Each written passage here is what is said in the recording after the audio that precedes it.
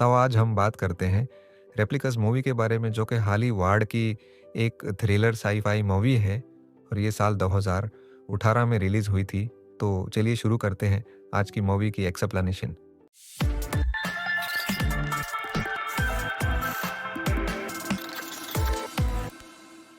इस कहानी की शुरुआत में हमें वलीम और एड को दिखाया जाता है, जो कि दोनों बायोमेडिकल रिसर्च साइंटिस्ट हैं। उनके पास एक सोल्जर की बॉडी को लाया जाता है और अब ये लोग इस सोल्जर के इमोशन, इसकी मेमोरी और उसके दिमाग में जितनी भी चीज़ें हैं, वो इन सब को एक रोबोट के अंदर ट्रांसफ़र कर देते हैं और उसके बाद इस रोबोट को एक बैटरी से ऑन किया जाता है। तो उनका एक्सपेरिमेंट कामयाब हो चुका था। यानी उन्होंने एक मरे हुए इंसान की यादों को एक रोबोटिक मशीन के अंदर डालने में कामयाब हो गए। लेकिन जब इस सोल्जर को पता चलता है कि असल में वो मारा जाज का है और वो अब एक रोबोट है, तो ये देखकर वो अपने आप को तोड़ने लगता है और खुद को खत्म कर देता है और इस तरह उनका एक्सपेरिमेंट कामयाब होने के बाद भी फील हो जाता है। विलियम काबास जोन्स उसे कहता है कि अगर तुमने उस एक्सपेरिमेंट को दोबारा से कामयाब ना किया, तो इस डिपार्टमेंट को जल्द ही बंद कर दिया जाएगा। लेकिन विलियम और उसका दोस्त एड ऐसा नहीं चाहते। उसके बाद विलियम घर आता है, जहां वो अपने बेबी बच्चों के साथ कहीं घूमने के लिए जाने वाले थे। दरअसल ये लोग पोकंक के लिए जा रहे थे, लेकिन रास्ते में बारिश होना शुरू हो जाती है और साथ में इतनी अंधेरी रात को गाड़ी चलाना भी मुश्किल था। इसीलिए अचानक उनकी गाड़ी का बड़ी तरह से एक्सीडेंट हो जाता है, जिसमें विलियम तो बच जाता है, मगर उसकी बेबी बच्चे सब मारे जाते हैं। विलियम ने आज अपनी पूरी फैमिली को खो दिया था, मगर वो जल्द ही अपने आप को संभालता है और अपने दोस्त एड को यहाँ बुला लेता है और उससे कहता है कि तुम डेटा इकट्ठी करने वाली, यानी दिमाग से डेटा निकालने वाली मशीन को तुम जल्द से जल्द यहाँ लेकर आओ। जिस पर एड को कुछ समझ नहीं आती, लेकिन फिर भी वो इस मशीन को लेकर आ जाता है और अब विलियम इस मशीन की मदद से अपनी पूरी फैमिली का बरीन मेमोरी निकाल लेता है और फिर ये दोनों अपनी लैब में आते हैं, जहां वो काम करते हैं। वहां विलियम एड को कहता है कि मैं अब अपनी फैमिली के क्लोन बनाऊंगा, जिनके अंदर मैं उनकी यादें एहसास डालूंगा। जिस पर एड को इसकी बात मानी पड़ती है। दरअसल विलियम इस तरह के एक्सपेरिमेंट को पहले भी कर चुका है, लेकिन इंसानों पर नहीं, बल्कि जानवरों पर। और इस तरह के क्लोन बनाने के लिए इसे 17 दिन चाहें, जो कि वो लैब में नहीं कर सकते। इसीलिए विलियम ज़रूरत का सारा सामान घर पर ही मंगवा लेता है, जिसमें वो सबसे पहले अपनी फैमिली के क्लोन बनाएगा। लेकिन उनके पास क्लोन बनाने की सिर्फ 4 ही मशीन होती है। इसीलिए विलियम तय करता है कि वो अपनी सबसे छोटी बेटी का क्लोन नहीं बनाएगा। और साथ में एड ये बताता है कि अगर इन 17 दिनों में एक बार भी लाइट गई, तो क्लोन बनने का एक्सपेरिमेंट रख जाएगा। इसीलिए विलियम बहुत सारी बैटर्स मंगवा लेता है और अब वो इस पर काम करना शुरू कर देता है और इस वजह से वो अपने ऑफिस से भी छुट्टियां ले लेता है। वहीं विलियम के बच्चों के स्कूल से टीचर आ जाती है, क्योंकि वो कई दिनों से स्कूल नहीं जा रहे थे। साथ में उसकी बीवी के ऑफिस से भी कॉल आना शुरू हो जाती है, जिस पर विलियम सबको ये मैसेज कर देता है कि मैं अभी शहर से बाहर हूँ।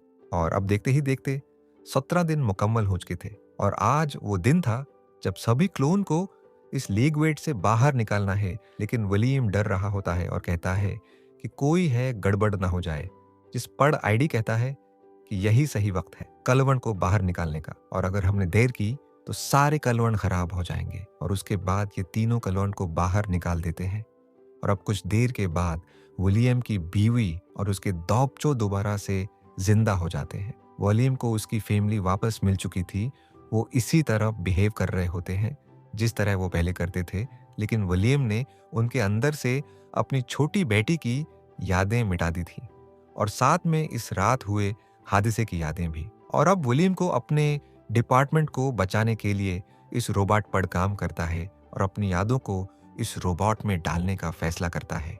वहीं विलियम की बीवी को तरह तरह के वैषण आने लगते हैं, जो कि उसकी बेबी के बारे में होते हैं, और साथ में इसकी बड़ी बेटी को भी वैषण आने लगते हैं, जिसमें वो इस रात हुए हादसे को देखती है। इसीलिए विलियम फिर से अपनी बेटी की यादों को मिटाने लगता है, जिस पर इसकी बेबी ऐसा करते हुए उसे देख लेती है। उसे अब शक होता है कि विलियम ने जरूर कुछ ऐसा किया है जिसकी वजह से उसे वशण आ रहे हैं। जिस पर विलियम उसे सब कुछ बता देता है कि किस तरह इस रात हादसे में उन सब की मौत हो गई थी और उसके बाद मैंने तुम सबके कलवण बनाए। ये सुनकर उसकी बीवी को दुख होता है कि वो इंसान नहीं बल्कि कलवण है, लेकिन वो इस बात से भी खुश होती है कि उसके पास इसकी फैमिली है।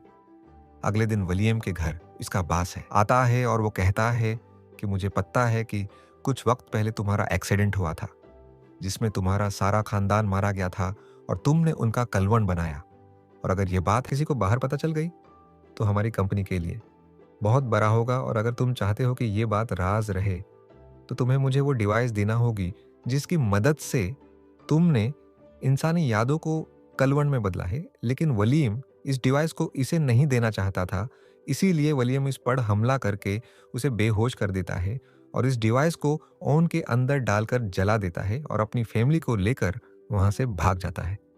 लेकिन उसके बास के लोग उसे देख लेते हैं और उसका पीछा करते हुए वो उन सबको पकड़ लेते हैं। और अब उसका बास बताता है कि यूएस गवर्नमेंट इस डिवाइस की मदद से बहुत से सोल्जर बनाना चाहती है और अब तुम्हें वो डिवाइस मुझे दोबारा से देना हो गई।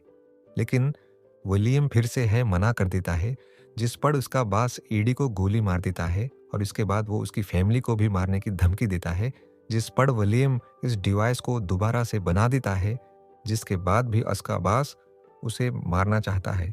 अब उससे पहले कि उसका बास उन्हें मारता, विलियम यहाँ पर अपने इस रोबोट को बुला लेता है जिसमें विलियम ने अपनी मेमोरी डाली थी, और अब वो रोबोट जोन्स के सभी आदमियों को एक एक के मार देता है और साथ में वो जोन्स को भी बुरी तरह से जख्मी कर देता है।